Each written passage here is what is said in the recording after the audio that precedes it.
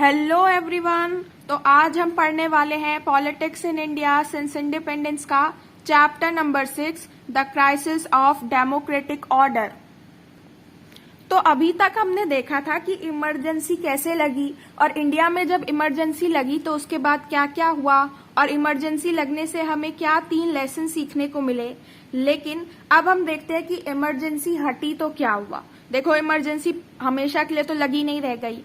जून 25 को लगी थी 1975 में, उसके बाद 1977 में हटा भी दी जाती है और उसके बाद इलेक्शंस कराए जाते हैं।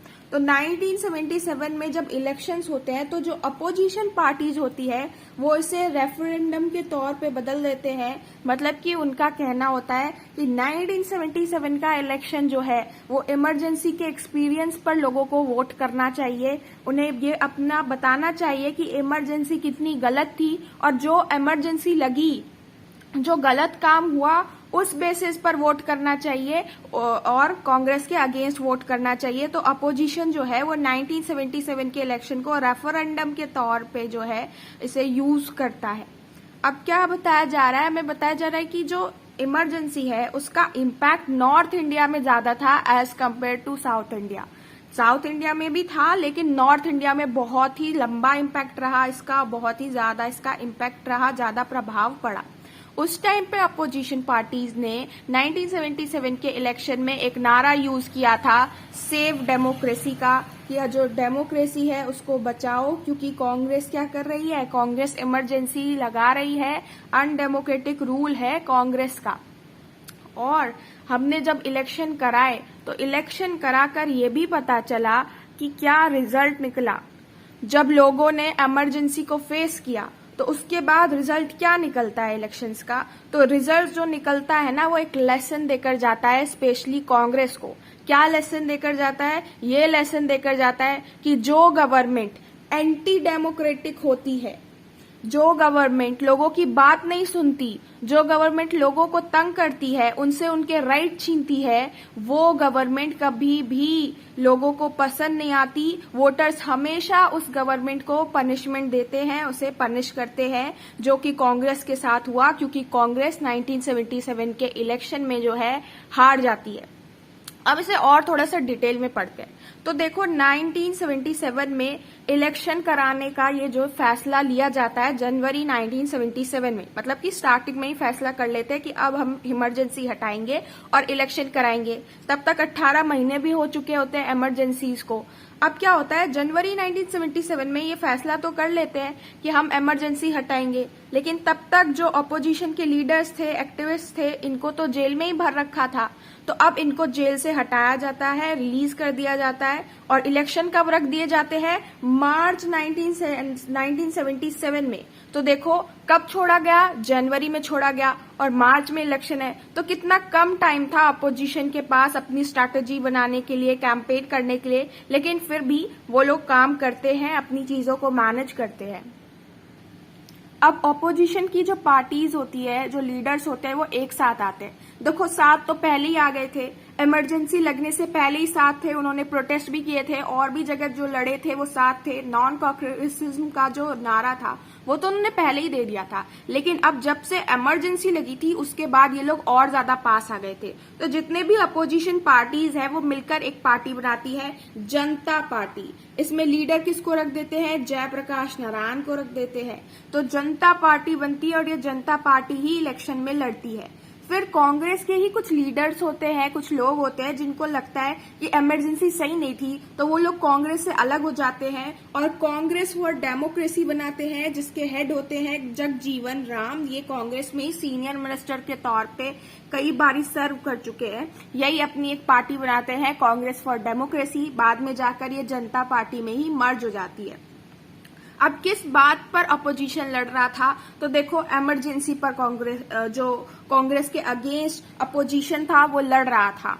अपोजिशन का कहना था कि कितना कुछ इंडिया में सबको झेलना पड़ा, लोगों के राइट्स चले गए, जुडिशरी भी कुछ नहीं कर पाई, हम लोगों को जेल में डाल दिया गया, प्रेस सेंसरशिप लगा दी गई, आरएसएस जैसी जो ऑर्गेनाइजेशन थी उनको बैन कर दिया गया। तो कितना कुछ लोगों को झेलना पड़ा है। आप उन एक्सपीरियंस को याद करते हुए इमरजेंसी के अगेंस्ट में अपना वोट दीजिए, इमरजेंसी के अगेंस्ट में अपना वोट का बटन दबाइए।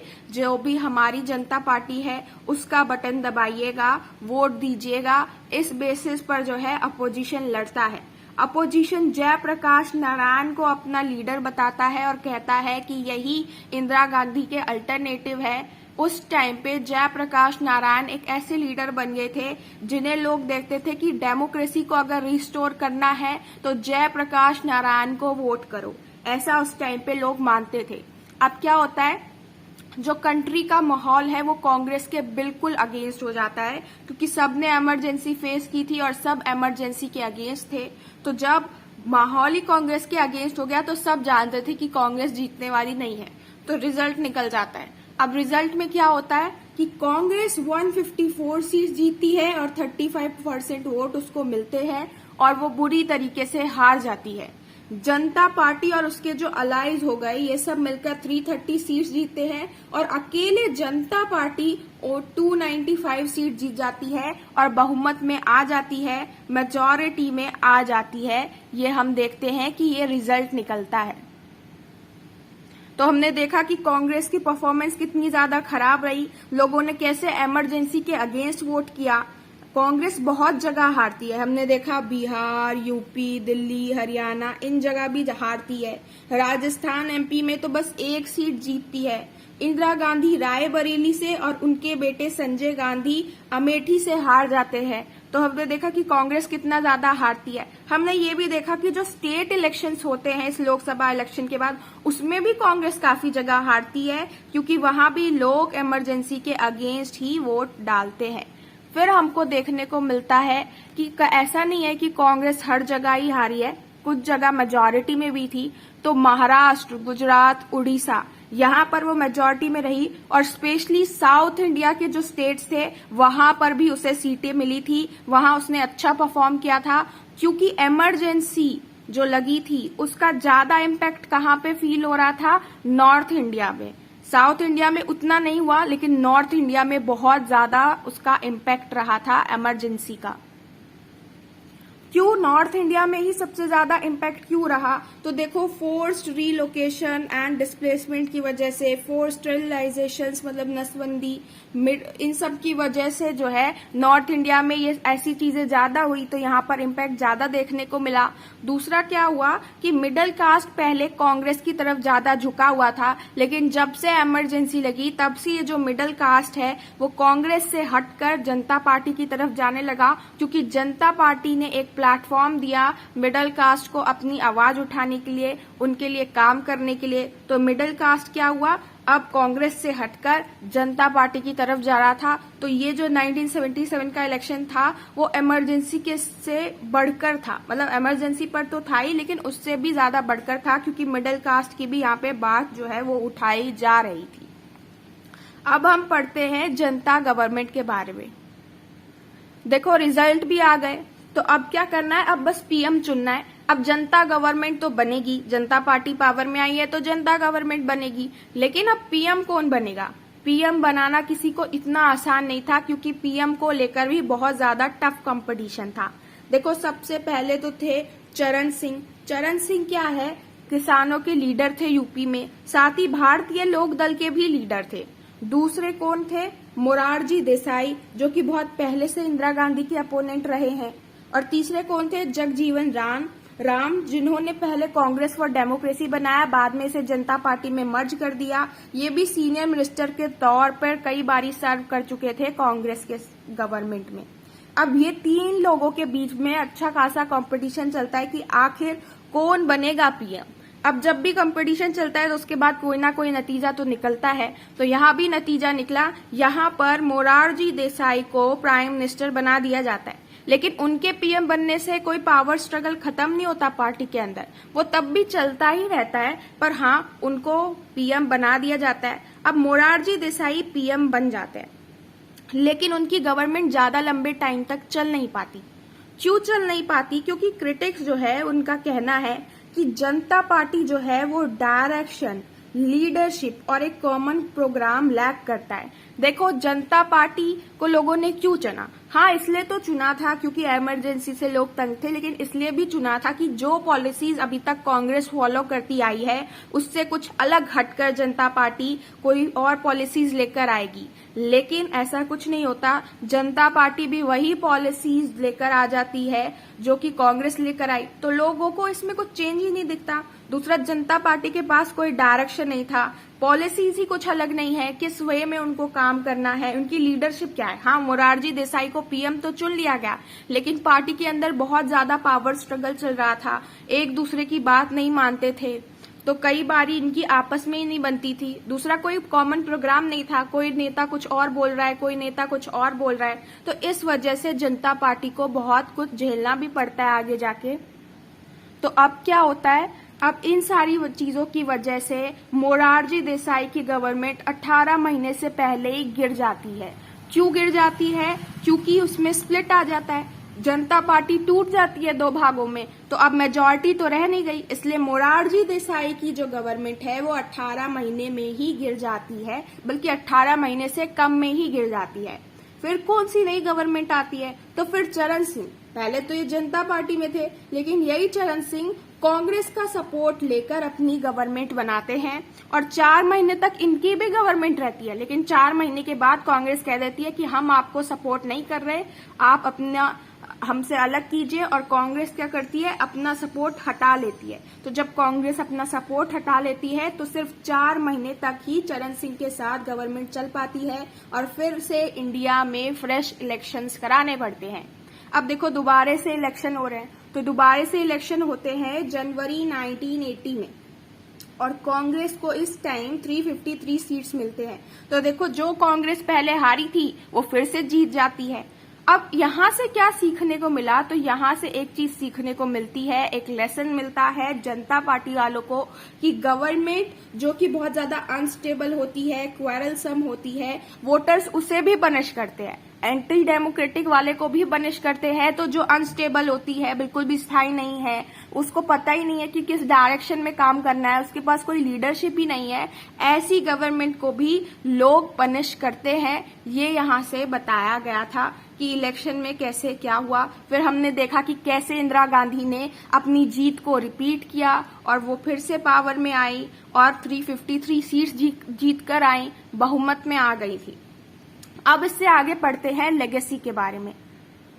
तो जब हमने पूरा चैप्टर पढ़ा या इससे पिछले कुछ चैप्टर पढ़े तो हमने देखा कि कांग्रेस पार्टी में कितना बड़ा चेंज आया।